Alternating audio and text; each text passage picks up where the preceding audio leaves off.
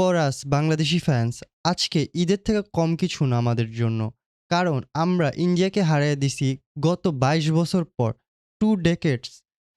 Last যে আমরা ইন্ডিয়ার এগেইনস্টে ম্যাচটা খেলছিলাম ওটাও খুবই ক্লোজ ছিল। আমরা খুবই ভালো খেলছি। কিন্তু আমাদের কপাল ছিল না ওই ম্যাচে। ওই ম্যাচে রাকিব হোসেন অনেকগুলা মিস করে এবং অন্য সব প্লেয়াররাও অনেকগুলা মিস করে। যার কারণে ওই ম্যাচে আমরা ভালো খেলা সত্ত্বেও জিততে পারি নাই। কিন্তু আজকের রেজাল্টটা একদম ডিফারেন্ট। আজকে আমরা গোল করছি আর আমরা শেষ পর্যন্ত ডিফেন্ড করছি ম্যাচটাকে। আর আজকে আমার বলতে হবে আজকে প্রত্যেকটা ডিফেন্ডার বাংলাদেশে ভালো খেলছে। ভালো করে সেট পিস ডিফেন্ড করছে, ভালো করে ফাইনাল থার্ডের মধ্যে ইন্টারসেপ্ট করছে। আজকে ডিফেন্সিভলি একটা ভালো গেম ছিল। এই কত যে ম্যাচ হইল, ৪-৫টা খেলছি যে ম্যাচ আমরা রিসেন্ট টাইমে হামজা চৌধুরীরা আসার পরে। প্রত্যেকটা ম্যাচে আমরা গোল করতেছিলাম, ভালো খেলতেছিলাম। কিন্তু আমাদের ডিফেন্স আমাদের ল্যাগ ডাউন করতেছিল। কিন্তু আজকের ম্যাচে ডিফেন্সিভলি একটা ভালো গেম ছিল। যার কারণে আমরা ১ গোল করা সত্ত্বেও আমরা পুরাটা ম্যাচ ডিফেন্ড করতে পারছি।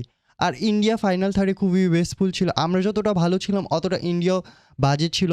ফাইনাল থার্ডে কোনো কিছুই করতে পারতেছিল না। আমি ক্লিয়ার একটা চান্সও মনে করতে পারবো না যেটা কিনা ইন্ডিয়া ক্রিয়েট করছে। যে জায়গা থেকে আমার মনে হয়েছে যে হ্যাঁ, এই জায়গা থেকে ইন্ডিয়ার অ্যাকচুয়ালি পসিবল ছিল গোল করার। অনেক কম এক্সজি ক্রিয়েট করেছে ইন্ডিয়ার টিম। বাংলাদেশেও কম করছে। বাট আমরা মোস্ট যে ইম্পর্টেন্ট জিনিসটা ছিল ফিনিশ করা, ওই জিনিসটা আমরা করছি। আর পুরা ম্যাচটাকে সি আউট করছি। আর আমি জানি এই ম্যাচ জিতার পরেও হয়তো এশিয়া কাপের কোয়ালিফিকেশনে আমরা অত একটা ইমপ্যাক্ট ক্রিয়েট করতে পারবো না। বিকজ আমাদের রাইট নাও হচ্ছে ৫ পয়েন্ট। আর হংকংয়ের ৮ পয়েন্ট আর সিঙ্গাপুরের হচ্ছে ১১ পয়েন্ট।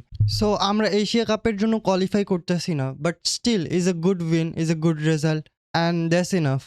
আর আমরা যদি এই ম্যাচটার কথা বলি তাহলে বাংলাদেশ ফার্স্ট হাফে খুবই ভালো খেলছে, কিন্তু সেকেন্ড হাফে বাংলাদেশের অত একটা ভালো পারফরমেন্স ছিল না। আমরা হচ্ছে খালি ডিফেন্ড করে যাচ্ছিলাম। ইন্ডিয়া আমাদের উপর প্রেশার ক্রিয়েট করতেছিল, কিন্তু ইন্ডিয়ার যেহেতু ফাইনাল থার্ডে ওইরকম কোয়ালিটি ছিল না, তাই আমাদের অত একটা ড্যামেজ করতে পারে নাই ইন্ডিয়া। এই জায়গাতে যদি আমরা বড় কোনো টিমের সাথে খেলতাম লাইক হংকং ও সিঙ্গাপুর, আমরা যেভাবে সেকেন্ড হাফে খেলতেছিলাম অ্যাটলিস্ট ২-৩ গোল তো কনসিড করতাম যে কোনো একটা বিগ টিমের সাথে।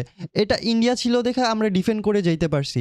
সো এমন না এই ম্যাচের মধ্যে খালি সব কিছু পজিটিভই হয়েছে, আমাদের নেগেটিভ সাইডটাও ধরতে হবে। আমাদের ইমপ্রুভমেন্টের অনেক কিছু বাকি আছে। আমাদের টিমকে ম্যাসিভলি ইমপ্রুভ করতে হবে যদি আমরা স্বপ্ন দেখে থাকি ওয়ার্ল্ড কাপ খেলার। আর আমাদের যে ফরেন থেকে প্লেয়ারগুলো নিয়ে আসতেছি এটা ওয়ার্ল্ড কাপ খেলার স্বপ্নর জন্যই নিয়ে আসতেছি। এমন না যে ওরা আমাদেরকে ১-২টা ম্যাচ জিততে হেল্প করবে ইন্ডিয়ার সাথে বা ছোটো মোটো কোনো টিমের সাথে অ্যান্ড দ্যাটস ইট। আর আমরা যদি ওয়ার্ল্ড কাপ খেলতে চাই আমাদেরকে ডিফেন্সিভলি খুবই ইমপ্রুভ করতে হবে। কারণ আমাদের ডিফেন্স দেখছি এই হংকংয়ের ম্যাচে, সিঙ্গাপুরের ম্যাচে, নেপালের ম্যাচে আমরা লিডে থাকা সত্ত্বেও লাস্ট মিনিটগুলোতে গিয়ে ৯৫, ৯৭, ৯০+ মিনিটে গিয়ে আমরা সেট পিস ডিফেন্ড করতে পারতেছি না। আমাদের প্লেয়াররা কর্নার ডিফেন্ড করতে পারতেছে না। দূর থেকে শট করে গোল দিয়ে দিতেছে ডিফ্লেক্ট হইয়া। তো আমাদের এগুলো ফিক্স করতে হবে। আমাদের কিভাবে নিজেদের প্লেয়ারদের নার্ভস কন্ট্রোল করতে হয় ওগুলাতে ম্যানেজারের হার্ডওয়ার্ক করতে হবে। প্লেয়ারদের ডিফেন্সিভলি সর্টেড করতে হবে। মিডফিল্ডে কিভাবে আমাদের বল পজিশন রাখতে হয়, ফাইনাল থার্ডে কিভাবে আমাদের প্লেয়াররা অ্যাটাক করবে, এইসব সব কিছু ফিক্স করতে হবে। আমাদের খুবই ইমপ্রুভমেন্ট দরকার। এমন না যে আমরা ইন্ডিয়ার সাথে জিতে গেছি বলে ওয়ার্ল্ড কাপে কোয়ালিফাই করে যাব বা এমন কোনো কিছু। এখনও আমাদের অনেক দূরে যেতে হবে। এখনও আমাদের অনেক ইমপ্রুভমেন্টের বাকি আছে। আর হামজা চৌধুরী আর সুমিত সোম এই টাইপের প্লেয়াররা আসার পর আমাদের স্বপ্ন আরও হাই হয়ে গেছে। কিউবা মিচেলকে নিয়ে আসছে, ফাহিমকে নিয়ে আসছে, আরও যত প্লেয়ারগুলো আছে পাস্টে যারা আসছে, জামাল ভুইয়া, তারপর হচ্ছে তারিক কাজী, ওরা আসে বাংলাদেশকে ওয়ার্ল্ড কাপ খেলানোর জন্য। আর আমরা যদি ওয়ার্ল্ড কাপ খেলতে চাই তাহলে আমাদের এই গত ৫ বছর থেকে ১০ বছরের মাঝখানে অনেক ইমপ্রুভমেন্ট দরকার। গ্রাসরুট থেকে শুরু করে একদম ক্লাব লেভেল পর্যন্ত সব জায়গাতে আমাদের ইমপ্রুভমেন্ট দরকার। আমাদের সিরিয়াস লেভেলে ইউথ একাডেমির মধ্যে ফোকাস করতে হবে।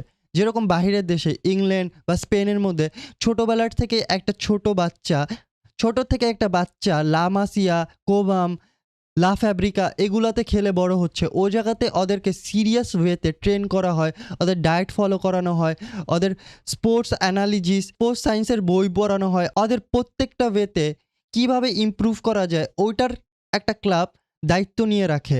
আমাদেরও উচিত বাংলাদেশে ইউথ একাডেমিগুলা ছোটোর থেকে প্লেয়ারদের রিক্রুটমেন্ট করতেছে, ওদেরকে সিরিয়াস ওয়েতে ট্রেন করা এবং ওদের উপর ফোকাস করা। কেপ ভার্দে যে আফ্রিকান কান্ট্রিটা রিসেন্টলি ওয়ার্ল্ড কাপের জন্য কোয়ালিফাই করছে, ওদের জনসংখ্যা শুধু ৫ লাখ।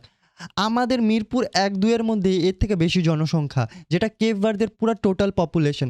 ওরা যদি ওয়ার্ল্ড কাপের জন্য কোয়ালিফাই করতে পারে তাহলে আমরা কেন পারবো না? আমরা দুনিয়ার one of the largest country, আমাদের পপুলেশন হচ্ছে 18 কোটি। আর আমি জানি অনেকে পপুলেশন নিয়ে বলবা যে পপুলেশন তো অনেক কান্ট্রিরই অনেক বেশি। ইন্দোনেশিয়ার অনেক বেশি, ইন্ডিয়ার অনেক বেশি, পাকিস্তানেরও অনেক বেশি। কিন্তু ওরা তো ওয়ার্ল্ড কাপ খেলতে পারতেছে না। এই জায়গাতে আমি বলতেছি বাংলাদেশে এই জায়গাতে কোনো ডিফারেন্ট কিছু করুক, ইউথ একাডেমিতে ফোকাস করুক, 2nd division, 3rd division, 4th division এগুলো অ্যাড করুক। একটা প্লেয়ার ছোটোর থেকেই 4th ডিভিশন থেকে 3rd ডিভিশনে এভাবে হায়ারকির মধ্যে উপরে যাক, ওদেরও এক্সপিরিয়েন্স ক্রিয়েট হবে। আমাদের প্লেয়ারদেরকেও বাইরের দেশে খেলতে নিয়ে যাবে অন্য সব কান্ট্রি। সো এইগুলাতে আমাদের অ্যাকচুয়ালিতে ফোকাস করা উচিত। এইগুলাতে আমাদের গ্রাসরুট ঠিক করা উচিত। একটা কান্ট্রি তখনই ভালো কিছু করতে পারে যখন ওই কান্ট্রিটার গ্রাসরুট ঠিক আছে। বাংলাদেশের মধ্যে যদি আমরা প্লেয়ার নিজের থেকে প্রোডিউস করা শুরু করি, আমাদেরকে ওয়ার্ল্ড কাপ খেলার থেকে কেউ থামাতে পারবে না। আর এই ইন্ডিয়ার উইনটা একটা ম্যাসিভ উইন, কারণ আমরা ইন্ডিয়াকে গত 22 বছর ধরে হারাইতে পারি নাই। আর এই 22 বছর পরে ফাইনালি আমরা ইন্ডিয়াকে হারাইছি। So this is a positive start to something. আর এটার উপরেই যদি আমরা বিল্ড করতে পারি, এটার মধ্যে থেকেই যদি আমরা পজিটিভ একটা মাইন্ডসেট আনতে পারি যে হ্যাঁ আমরা কিছু একটা সিরিয়াসলি করতে পারবো, তাহলে ইনশাল্লাহ বাংলাদেশের ফুটবল ফিউচার অনেক ব্রাইট। আর ইনশাল্লাহ এভাবে যদি চলতে থাকে তাহলে আমরা 5 থেকে 10 বছরের মধ্যে বাংলাদেশ টিমকে আরও ইমপ্রুভ করতে দেখব, আরও ভালো কিছু করতে দেখব। আর ইনশাল্লাহ আমাদের বেঁচে থাকা জীবন দশাতে একবার হলেও বাংলাদেশকে ওয়ার্ল্ড কাপ খেলতে দেখতে পারবো।